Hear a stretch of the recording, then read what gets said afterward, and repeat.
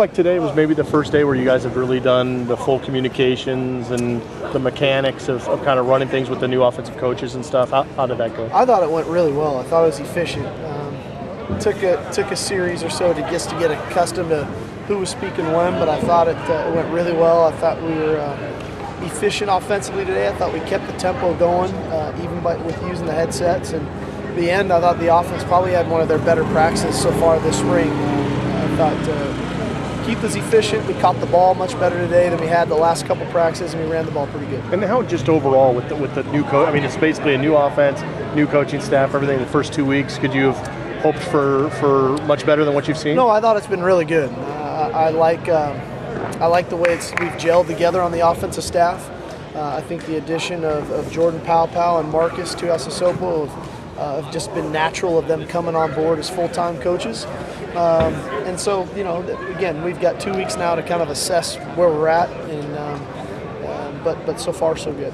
That's how I was going to. I mean, so what do you do now as coaches? You guys kind of go back and look at all of this, and then we'll assess the first 6 practices, and we'll look at individuals, and how guys either progressed or regressed, and then we'll look at different sides of the ball, offense, defense, and special teams, and where we're at in that aspect of it, and then where we're at as a team, and what we've accomplished, what we need to improve upon the second half of spring ball, what we can continue to build upon that we're doing well, and so that's the beauty of doing it this way. It allows us a real chance to sit back and analyze everything that we've done in every phase and where we need to improve. Are you kind of where you felt like you wanted to be at this point with the installation of the no huddle and all that stuff? It's been great. We got a lot of it in a 2 weeks time, and for it being new to us as coaches and to our players, I was actually very impressed with the guys and their ability to retain it.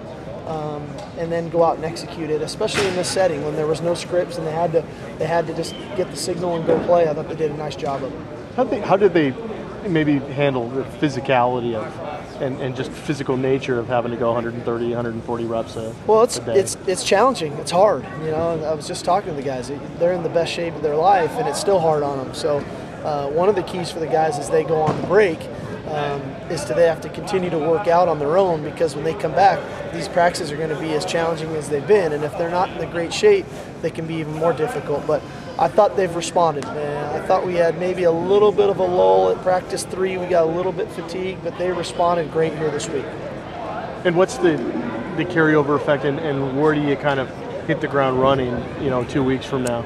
We'll go back to essentially what would be day 1. It'll be a helmeted practice, just like we did in day 1 at the beginning of spring ball. And we'll be back to the mechanics of things and what we want to do on offense as well as defense, and as well as on special teams. Competitive environment. I think Keith really has too. Keith had a tremendous day today, and it was a very competitive drill, and he was at his best. Any of the guys that you were anxious to see at the beginning during the Monday press conference that have stood out to you? I think Dwayne Washington has been really impressive running the football. He's been a really nice compliment to Bishop, and as well as Eric Wilson. I think all 3 of those backs have ran the ball well.